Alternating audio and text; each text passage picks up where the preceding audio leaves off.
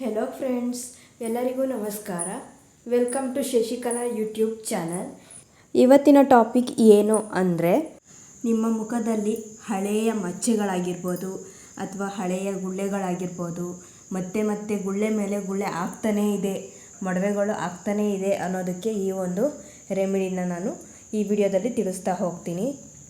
ನೀವು ಈ ವಿಡಿಯೋನ ಎಲ್ಲೂ ಕೂಡ ಸ್ಕಿಪ್ ಮಾಡದೆ ಕೊನೆಯವರೆಗೂ ನೋಡಿ. ನಿಮಗೆ ಸ್ಕ್ರೀನ್ ಮೇಲೆ ಕಾಣಿಸ್ತಾ ಇರ್ಬೋದು ಇದೇನು ಅಂತಂದರೆ, ಒಂದು ಜಾಯಿಕಾಯಿ, ಮತ್ತೊಂದು Everyuth natural exfoliating walnut scrub.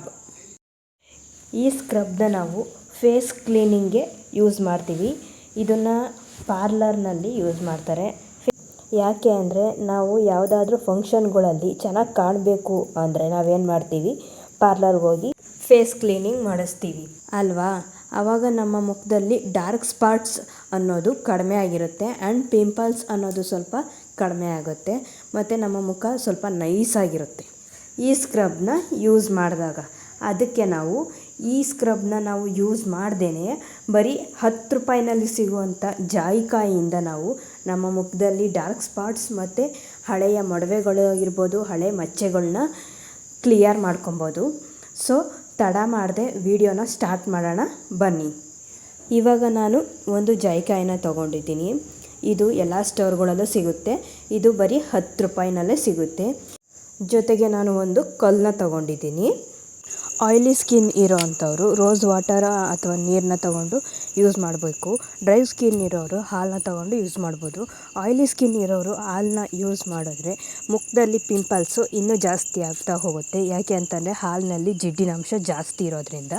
ಅದಕ್ಕೆ ಆಯಿಲಿ ಸ್ಕಿನ್ ಇರೋಂಥವ್ರು ಹಾಲನ್ನ ತೊಗೊಂಡು ಯೂಸ್ ಮಾಡೋದ್ರಿಂದ ಕಡಿಮೆ ಮಾಡಿ ರೋಸ್ ವಾಟರ್ನ ಅಥವಾ ನೀರಿನಿಂದ ಇದನ್ನು ಯೂಸ್ ಮಾಡಿ. ರಿಸಲ್ಟ್ ತುಂಬ ಚೆನ್ನಾಗಿರುತ್ತೆ. ಈ ಜಾಯಿಕಾಯಿನ ನಾವು ಆರೋಗ್ಯಕ್ಕೆ ಬಳಸ್ತೀವಿ. ಜೊತೆಗೆ ನಮ್ಮ ಮುಖದ ಕಾಂತಿಯನ್ನು ಜಾಸ್ತಿ ಮಾಡೋದಕ್ಕೂ ಸಹ ಇದನ್ನು ಬಳಸ್ತೀವಿ.